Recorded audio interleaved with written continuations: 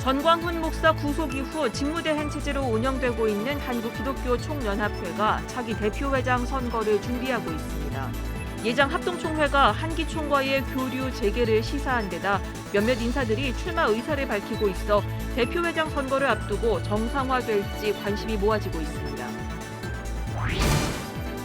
성범죄로 10년 복역 후 출소한 정명석 씨가 이끌고 있는 기독교 복음선교회 JMS가 CBS를 비롯한 언론사를 상대로 낸 각종 소송에서 잇따라 패소했습니다. JMS 탈퇴자들은 JMS가 언론을 상대로 소송을 제기하는 건 내부 단속용으로 전담팀까지 구성해 대응하고 있다고 주장했습니다. 이단 사이비의 실체를 고발해온 월간 현대종교가 발간 50주년을 맞았습니다. CBS 파워 인터뷰에서 현대종교 발행인 박지원 소장을 만났습니다. 여러분 안녕하십니까? CBS 뉴스입니다. 전광훈 목사 구속 이후 직무대행 체제로 운영되고 있는 한국기독교총연합회가 차기 대표회장 선거를 준비하고 있습니다. 예장합동총회가 한기총과의 교류 재개 의사를 밝힌 데다 몇몇 인사들이 출마 의사를 밝히고 있어서 대표회장 선거를 앞두고 정상화될지 관심이 모아지고 있습니다. 이승규 기자의 보도입니다. 전광훈 목사 구속 이후 사실상 활동을 중단했던 한국기독교총연합회. 한기총은 최근 김현성 직무대행 명의로 코로나19 방역수칙 협조와 관련한 공문을 회원교단과 단체에 보내면서 활동을 재개했습니다. 한기총은 회원교단과 단체에 보낸 공문에서 코로나19가 심각해지고 있다며 우리 모두의 생명과 안전을 위해 방역당국 지침에 따라달라고 당부했습니다. 정부의 대면 예배 제한을 탄압이라 규정했던 지난 3월 성명서와는 정반대의 내용이라 한기총이 이미지를 바꾸기 위한 시도로 받아들여지고 있습니다. 한기총이 활동을 재개함에 따라 자연스레 차기 대표회장 선거로 관심이 모아지고 있습니다. 특히 예장합동총회 소광석 총회장이 한기총과의 교류 재개를 선언하면서 예장합동총회의 행보가 주목되고 있습니다.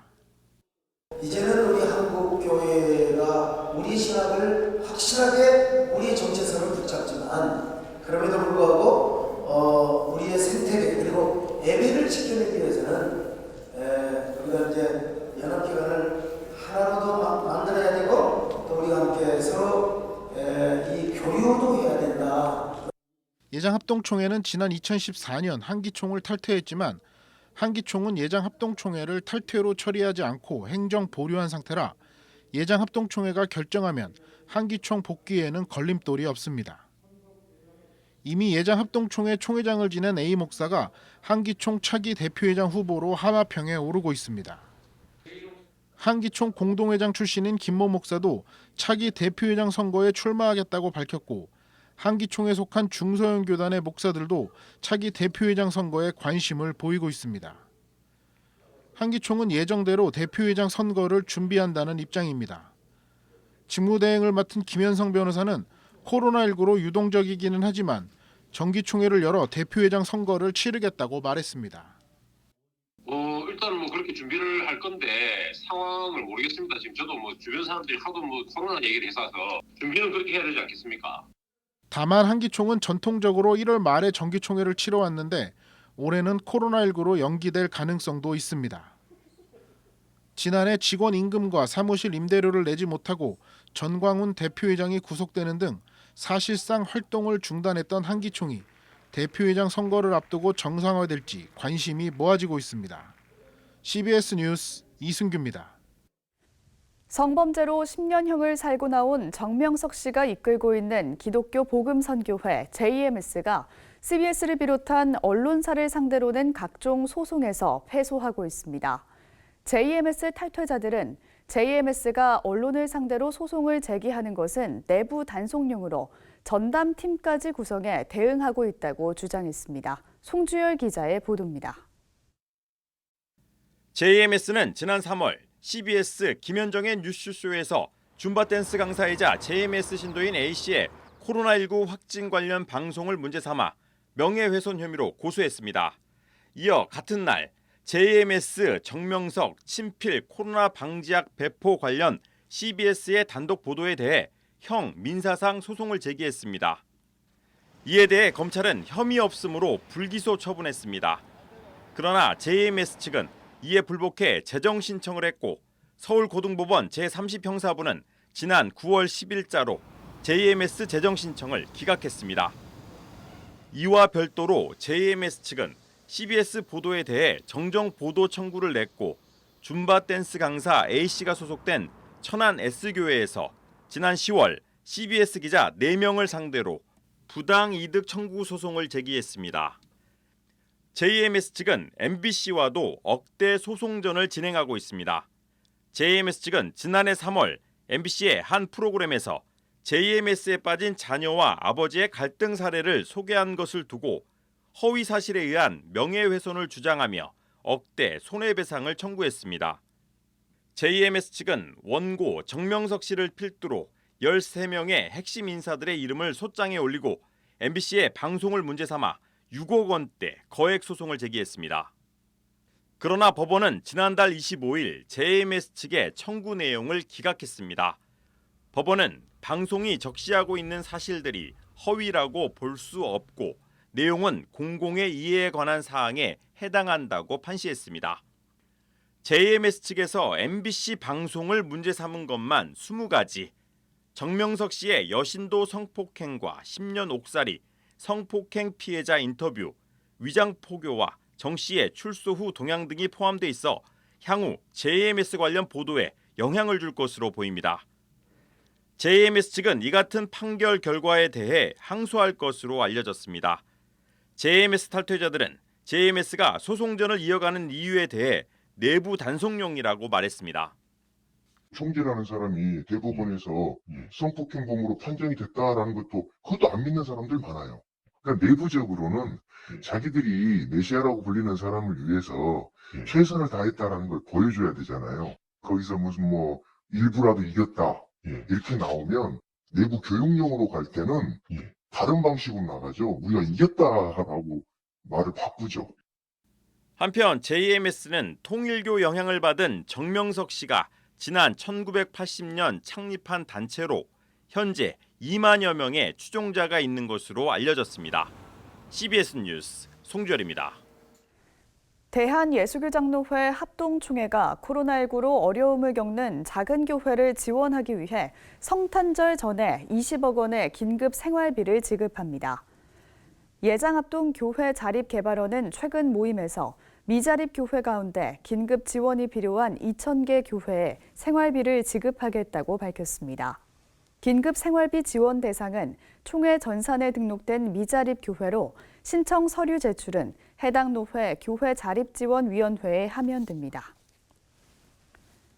대전 세로남교회는 대한성서공회 측에 5년에 걸쳐 1,000만 원씩 모두 5천만 원을 지원하기로 하고 지난 주일 전달식을 가졌습니다. 대한성서공회는 코로나19 여파가 지속되며 현장 예배가 중지된 가운데 미디어 여건도 좋지 않아 온라인 예배를 드릴 수 없는 사람들에게 성경 한 권은 신앙을 지킬 최후의 보루가 되고 있다고 말했습니다. 세로남교회 오정호 목사는 성경 번역과 더불어 전 세계의 성경을 반포하는 귀한 사역에 동참할 수 있게 된 것에 대해 감사하다고 밝혔습니다. 남한 거주 북한 이탈 주민의 윤리의식은 보통 이상이며 북한에 머물 때보다 제3국에 머물렀을 때 윤리의식이 가장 낮은 것으로 조사됐습니다. 한반도 평화연구원과 미래나눔재단이 마련한 북한 이탈 주민의 윤리적 특성 연구 공동 포럼에서 발표한 한국교육개발원 김창환 선임연구위원은 북한 이탈 주민 80명 등 108명을 대상으로 체류 지역별 윤리의식을 조사한 결과 남한과 북한 제3국 순으로 윤리의식이 높게 나왔다고 밝혔습니다. 또 개인윤리, 관계윤리, 시민윤리 영역 중에서는 시민윤리가 상대적으로 낮은 것으로 조사됐습니다. 포럼에서는 또 이들의 윤리 형성 배경과 가족윤리, 경계인으로서의 특성 등 새로운 관점에서 북한 이탈 주민에 대한 이해와 접근이 이루어졌습니다. 최근 들어 이단 사이비는 종교 영역뿐만 아니라 세월호 사건과 국정농단 사건에도 연루되면서 사회 문제화되고 있습니다.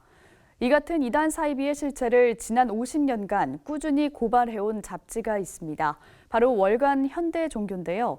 파워인터뷰 오늘은 현대종교 발행인을 맡고 있는 탁지원 소장을 만나봤습니다. 구석표 기자입니다. 현대종교가 올해로 발간 50년을 맞았습니다. 현대종교는 1970년 고 탕명한 목사가 설립한 국제종교문제연구소에서 발행하기 시작한 월간 잡지입니다. 현대종교는 지난 50년 동안 신흥종교의 현황과 그 폐해를 집중 고발해왔습니다. 지금은 탕명한 목사의 뒤를 이어 차남인 탁지원 소장이 발행인을 맡아 활동해오고 있습니다. 탁지원 소장은 CBS 파워 인터뷰에서 코로나 상황을 틈탄 이단 사이비들이 인터넷 온라인상에서 활발하게 움직이고 있다며 주의를 당부했습니다. 이제는 온라인 유튜브를 통해서도 이단들의 활동들이 워낙 많아지고 있기 때문에 또 유튜브 안에는 가짜 뉴스도 또 잘못된 정보들도 많이 있기 때문에 항상 검증해 보시고 확인해 보시고 돌다리 한 번 더 두들겨 봐야 된다라는 그런 말씀을. 탁 소장은 또 지금까지 가장 힘들었던 일은 이단과의 소송전이라고 말했습니다. 그동안 저희가 고소를 받은 숫자가 한 270건 되거든요. 이단 쪽에서는 뭐 로펌 같은 아주 굵직굵직한 변호사를 두고 저희는 청년 변호사님 한 분이 자문을 도와주시고 계시지만 이거는 골리앗과 다윗의 싸움일 수밖에 없지만 코로나가 있었던 1년 사이에 한 번도 패소한 적이 없고요.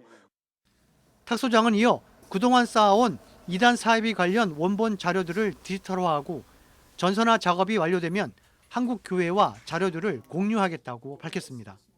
그래서 이제 선친인 고 탕명한 소장님께서 이제 소천하신 지 30주년 되는 30주기가 이제 4년 후거든요. 그래서 4년 동안 이 모든 자료를 다 전산화해서 저희가 아무런 조건 없이 한국 교회의 모든 자료와 정보들을 나누고 그 다음에 하나님께서 원하시는 사역에 저희들이 다시금 뛰어들어야 되지 않을까. 탁 소장은 이어 수능 시험이 끝난 고3 예비 청년들이 이단들이 노리는 가장 주요한 타겟이 되고 있다며 어린이와 청소년들을 대상으로 한 이단 교육이 매우 절실하다고 강조했습니다. CBS 뉴스 구석표입니다.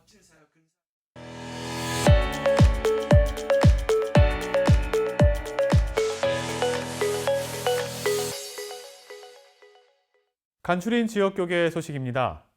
구미 상모교회가 어려운 이웃들을 위해 사랑의 김치 나누기 행사를 개최했습니다. 예장통합 포항남로회는 50년사 헌정식을 개최했습니다.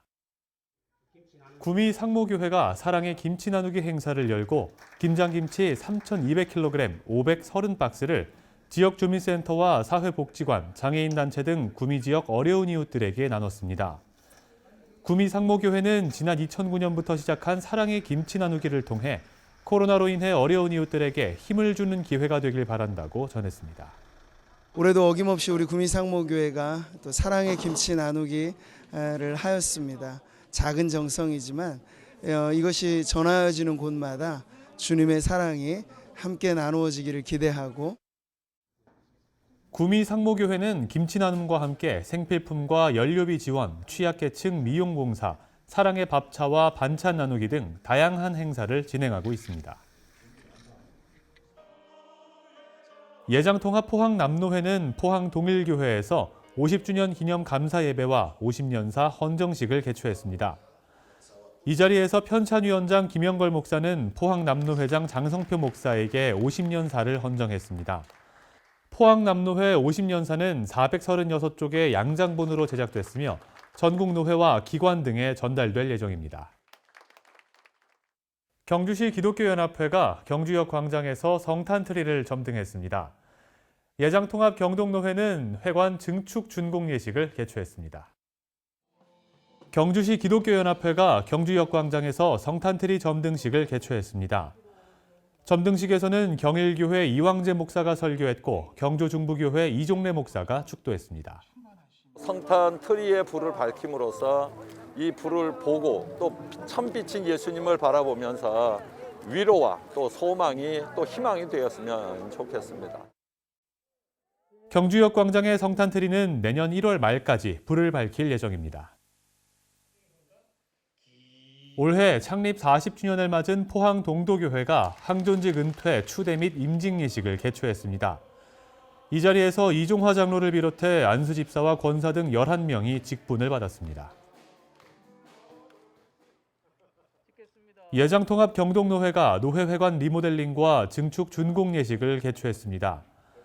경동노회는 익명 헌금을 계기로 지난 4월부터 회관 리모델링과 증축을 진행했습니다. 예배에서는 노회장 마흥락 목사가 설교했으며 전 총회장 이규호 목사가 축도했습니다.